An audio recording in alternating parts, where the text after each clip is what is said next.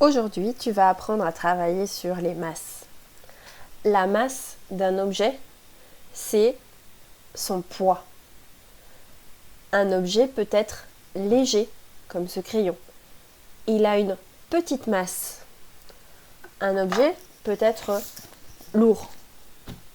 Il a une grande masse, comme ce livre.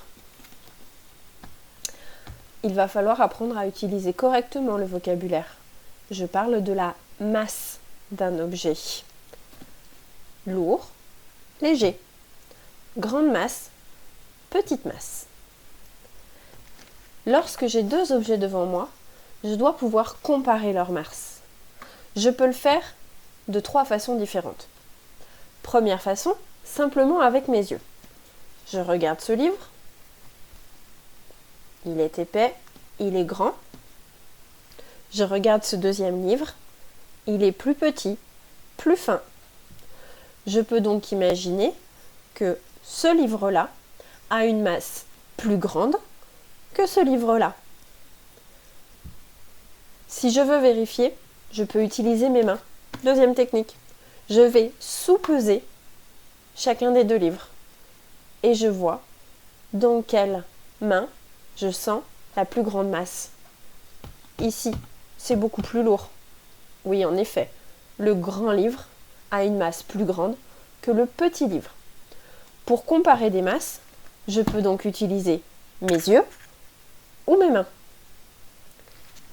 Faisons un autre essai.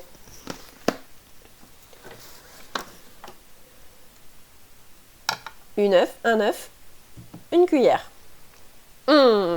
Avec mes yeux, c'est difficile à dire. Bon, deuxième technique, j'utilise mes mains.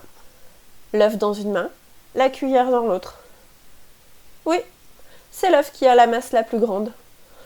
L'œuf est plus lourd que la cuillère. La cuillère est plus légère que l'œuf.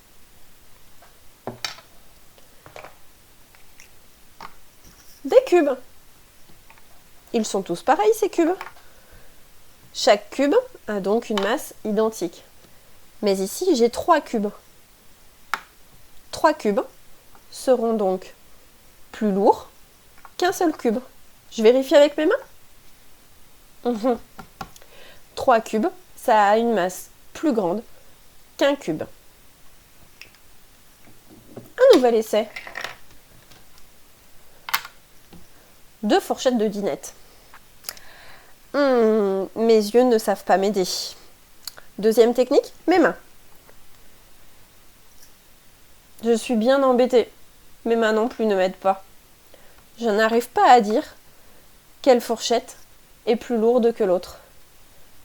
Bon, il va falloir utiliser la troisième technique. C'est celle de la balance. Nous verrons ça la semaine prochaine. En attendant, amuse-toi à comparer des masses, soit avec tes yeux, soit avec tes mains.